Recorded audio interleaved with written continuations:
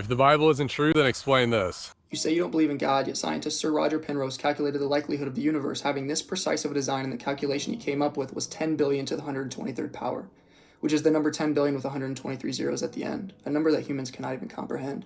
You say you don't believe in God, yet atheist scientist Stephen Hawking stated in his book, The Brief History of Time, that at the moment of the Big Bang, if the expansion rate of the universe was different by even 1/100,000th millionth of a percent, that the universe would have collapsed back on itself.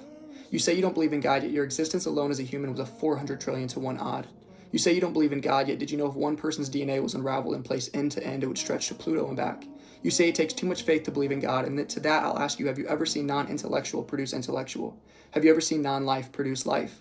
Have you ever seen a massive explosion or expansion produce design and order? Every explosion I've ever seen has led to mass destruction, not design and order. You say you can't trust biblical texts because they are ancient manuscripts that were written by men thousands of years ago, yet the Bible is the most preserved text in all of humanity, with over 25,000 manuscripts in the world. I then ask you, why do you trust the reliability of people like Caesar, Galileo, and many other ancient figures when they have far more less items written about them?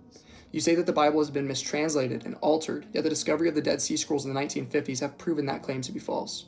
You say you don't believe in the miracles of Jesus, yet you believe in the miracles of the universe being almost perfect in every aspect for us and our ecosystem to survive. You say it takes too much faith to believe in religion, yet I counter that claim with the notion that I believe it takes way more faith to be an atheist than a theist.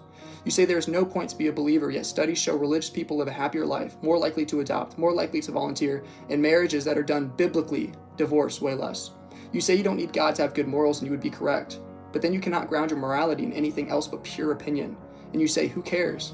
And then I'd ask you, who was right morally, Mother Teresa or people who have killed millions in the past? Because it all comes down to subjective opinion if you're an atheist. And if you've had enough bad people have a bad subjective opinion, we would be in a world of trouble. God allows us to ground our morality in an objective manner instead of pure opinion of one person versus the next. You say the Bible isn't reliable, yet carbon dating has allowed us to see over 2,000 prophecies confirmed from the Old Testament to the New Testament. You say believers are living in a fairy tale, yet the evidence of Christianity is so overwhelming, I would ask you, how can you not believe? You say, why does God allow humans to suffer and not even have enough food to live? And I'll turn that question right around against humanity and ask, why do we as humans allow people to not get enough food and water to survive? You say, why doesn't God just come down and show himself and so that we can believe? And I say to that, he already did, and we killed him. And I know that if he came again, we would try to kill him again because the world hates the truth and loves their sin. Get right with God now. Time is running out.